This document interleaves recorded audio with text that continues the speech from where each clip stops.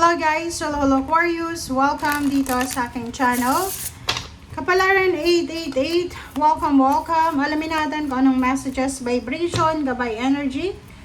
This is general reading Aquarius. So I hope na makuha mo yung energy, yung guidance na para sa'yo. Healthcare change, Aquarius.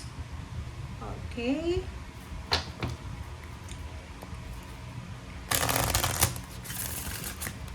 Tingnan natin dito sa second deck mo kung ano yung message na para sa'yo.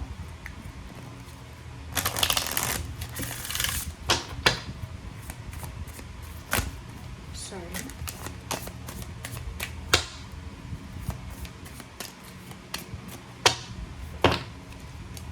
Okay, second card natin is receive. Wow. Okay, Aquarius. Dito muna tayo sa healthcare change. Meron ditong mga Aquarius na kayo ay possible na medyo, like for example, dati kang payat, tas bigla kang tumaba, or mataba ka dati, tas sobrang payat ka ngayon. Or maybe marami kang mga pinagdadaanan ng mga health issues sa buhay. Or maybe sobra kang may bisyo ka ba, Aquarius? Or siguro gusto mong manganak, gusto mong mabuntis, or maybe gusto mo ng pagbabago sa health mo, or sa healing, or sa body mo. So, sinasabi ng bara sa'yo na sa mga susunod na araw, buwan na taon, posibleng ikaw mismo yung magkakaroon ng eagerness na magbago talaga ng mga health regimen sa buhay. Okay? So, dito din sa next card mo, sinasabi ng barahan na be open to receiving assistance. So, if, for example, marami kang kailangan na tulong, or maybe may mga iba sa'yo na kailangan ng assistance, ng protection from someone, sinasabi ng bara sa'yo dito na maging bukas ka sa mga, or maging bukas ka sa pagtanggap ng blessings, ng tulong, ng goodness, ng kindness, ng kung sino man. Okay? And, believe you are worthy of abundance. Maniwala ka na lahat tayo dito sa mundo, may karapatan tayong tumanggap ng biyaya. Okay? Isang regalo, Aquarius, ang posibleng darating sa'yo. So, maybe you're experiencing health issues. Maybe yan yung gift na ibibigay sa'yo ng universe. Maybe healing, kagalingan. Or maybe yung regalo na yan is baby, diba? Or maybe trabaho, diba? So, maraming possibilities na regalo ang posibleng darating sa'yo.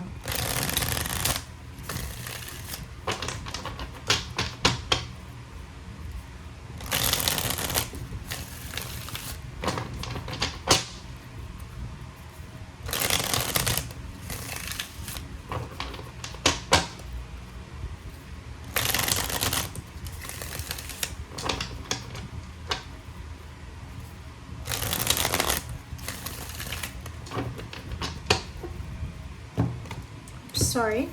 Okay, kunin natin to, Queen of Pentacles. Okay, Aquarius, posibleng ito yung regalo sa'yo. Maybe money, extra money, or maybe makakahawa ka ng pera. Malaking halagang pera, lump sum of money, or maybe yung contract na pinipirmahan mo ay malaki yung sweldo na ino-offer sa'yo. Okay, the Tower. The Tower, umiwas ka lang, yun lang ang kailangan mong gawin sa ngayon, Aquarius, is umiwas tayo sa tukso. Like for example, ito yung example na para sa'yo kasi related yan sa two cards mo. Maybe may nag-offer sa'yo ng international job. Maybe may nag-offer sa'yo na mataas yung sweldo. Or maybe relationship. May nag-offer sa'yo ng love. But the problem is, meron din sa paligid mo, may nag-offer, merong kumbaga abundance, merong prosperity, but the problem, meron din sa mga paligid mo na distractions. Meron din na mga kumukontra. Meron ding mga tao na maraming sinasabi. So, kailangan mo, lalo na sa trabaho, kung alam mo sa sarili mo na ikaw yung magtatrabaho, wala ka dapat na pinakikinggan sa left and right mo, 'di ba? Sila, nagbibigay lang sila ng opinion sa'yo, but ikaw yung magtatrabaho. Like, gusto mo magtrabaho sa ibang bansa, or lumipat ka ng company, nasa Pilipinas ka, Pero yung mga tao sa paligid mo, kamag-anak mo, sinasabi sa'yo, oy, hindi mo yan kaya. Hindi naman sila yung magtatrabaho eh. Hindi naman sila yung mga ibang bansa. Bakit kailangan mong pakinggan sila? Kailangan mo i-try lahat ng gusto mo. Diba?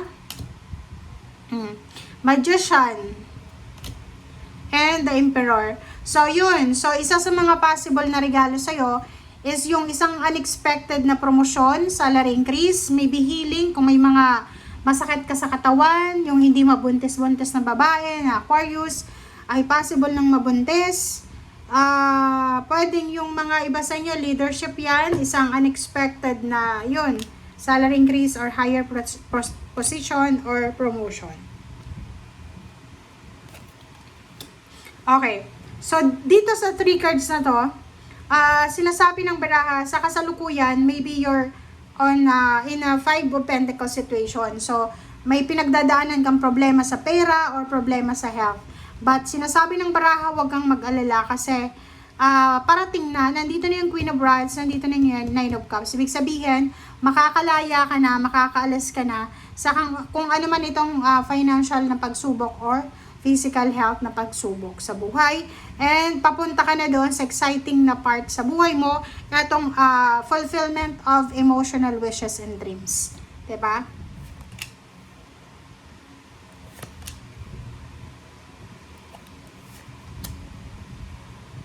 Okay, so yung 3 cards na yan, sinasabi ng baraha sa'yo na yung Knight of Wands, isang exciting na pagsisimula ang pwedeng i-present sa iyo ng universe. Yun na nga, maybe new job, maybe bagong baby, or maybe wedding, or maybe yun nga, leadership, maybe promotion sa trabaho, salary increase, isang unexpected na encounter sa tao na possible na mag-offer sa iyo ng love life, isang possible na windfall, di ba? Yung parang panalo sa loto, panalo sa mga games, or maybe isang inheritance, isang unexpected inheritance na pwedeng ibigay sa iyo ng universe. Okay? So, if you're experiencing 5 of Pentacles, may kulang sa pera, sinasabi sa iyo ng Zero, the Fool, and the Emperor na huwag kang mag-alala kasi nandito sila para baguhin yung situation mo. Okay? Risky, kung natatakot kang mangibang bansa, try mo kasi sinasabi ng baraha na kung hindi ka magte-take ng risk, walang mangyayari sa iyo. Okay? So, dito sa freedom, sinasabi ng baraha sa'yo na free ka naman mag-decide sa kung ano yung gusto mo. Kaya nga, kung may mga naririnig kang mga comments sa paligid mo, wag mo silang pakinggan. Ang pakinggan mo yung nararamdaman mo. Kung kaya mo, bakit hindi mo gawin? 'Di ba? Yung Knight of Rods, sinasabi na sa mga susunod na taon or buwan, sobra kang magiging excited kasi emotionally, financially, sobra kang magiging happy and contented. Okay? Thank you guys for watching. Bye!